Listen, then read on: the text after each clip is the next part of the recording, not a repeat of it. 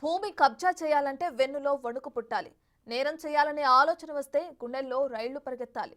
Criminals తప్పించుకునే వీలు లేకుండా కఠిన చర్యలు చేస్తున్నట్లు సీఎం చంద్రబాబు నాయుడు అసెంబ్లీలో చెప్పారు. రాజకీయ ముసుగులోని నేరగాళ్లను వదిలిపెట్టబోమని హెచ్చరించారు.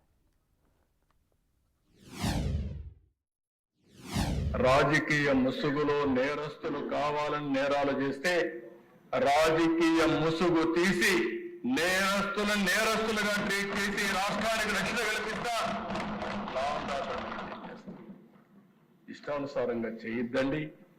మెయిన్ స్ట్రీమ్కి రండి, మెయిన్ స్ట్రీమ్ లో పనిచేయండి, ప్రజల కోసం పోటీ పడండి. మేమేమైనా తప్పులు చేసి చెప్పండి, వింటాం, సరి చేసుకుంటాం. కానీ ఇష్టానుసారంగా మీ ఇష్టంగా చేయాలంటే మాత్రం మీ ఆటలు సాగలేమని ఈ అసెంబ్లీ సాక్షిగా మరొకసారి చెప్తున్నాను అధ్యక్ష.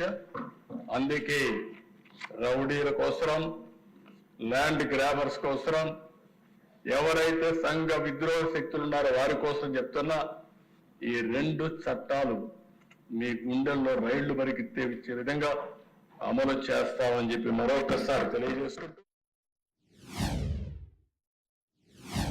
రాష్ట్రంలో శాంతి భద్రతలు పరిరక్షించాలి.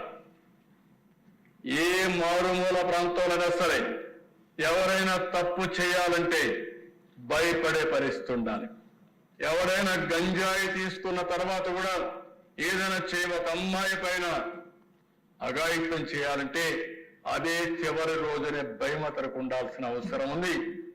అదే మరి సోషల్ మీడియాలో పెట్టి రెచ్చగొట్టి ఆడబిడ్డల అశ్లీషమైన ఫోటోలు కూడా వేసి ఇటీవల మీరు చూశారు. ఓసారి బాధ వేస్తుంది, ఆవేదన వేస్తుంది. ఈ చట్టం మనల్ని కట్టేస్తుంది. ఓసారి మొన్న విశాఖపట్నంలో ఏం జరిగింది దేశ ఒక అమ్మాయి పైన ఎంత నీచంగా, ఎంత ఘోరంగా ఆ అమ్మాయి ఫోటోలను తీసి, నగ్న ఫోటోలు తీసి బ్లాక్మెయిల్ చేసి ఆ అమ్మాయిని జీవితాన్ని నాశనం చేస్తారా? మీరు మనుషుల, మృగాలు మీకంటే బెటర్. మన ఇంట్లో తప్పు చేసిన తప్పని ఖండిస్తే ఎదుటివాడు తప్పులు చేయాలంటే భయపడతారు. అది రావాలని కోరుకుంటున్నా. తొందరలో పెద్ద ర్యాలీ ఇద్దాం. డ్రగ్స్ పైన, గంజాయి పైన, ఈ ఆడబిడ్డల పైన అత్యాచారాల పైన ఒక ర్యాలీ ఇద్దాం. ప్రజా చైతన్యం తీసుకొస్తాం.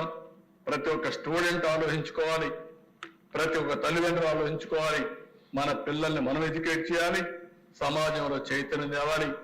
అల్టిమేట్ గా ఈ రాష్ట్రంలో లా అండ్ ఆర్డర్ మెయింటైన్ చేసే బాధ్యత ఈ ప్రభుత్వం తీసుకుంటుందని చెప్పి మరొకసారి తెలియజేసుకుంటూ, ఈ రోజు మళ్ళీ హామీ ఇస్తున్నా. ఇంకా కూడా నాకు తృప్తి లేదు అధ్యక్ష. ఎందుకంటే ఇన్ని ప్రయత్నాలు చేసినా ఎవడో ఒకడు విపరీతమైన ధోరణితో ముందుకు పోయి అక్కడక్కడ ఎలాంటి సంఘటనలు జరుగుతున్నాయి. ఏది ఏమైనా ఈ ప్రభుత్వానికి ఒక దృఢ సంకల్పం ఉంది. ఎట్టి పరిస్థితుల్లో లా అండ్ ఆర్డర్ కాపాడి ఆంధ్రప్రదేశ్ లో ఉండే ప్రజలు ఎవరైనా సరే మేము సేఫ్ గా ఉంటాము అనే అభిప్రాయం కలిగించే వరకు పోరాడుతూనే ఉంటాం.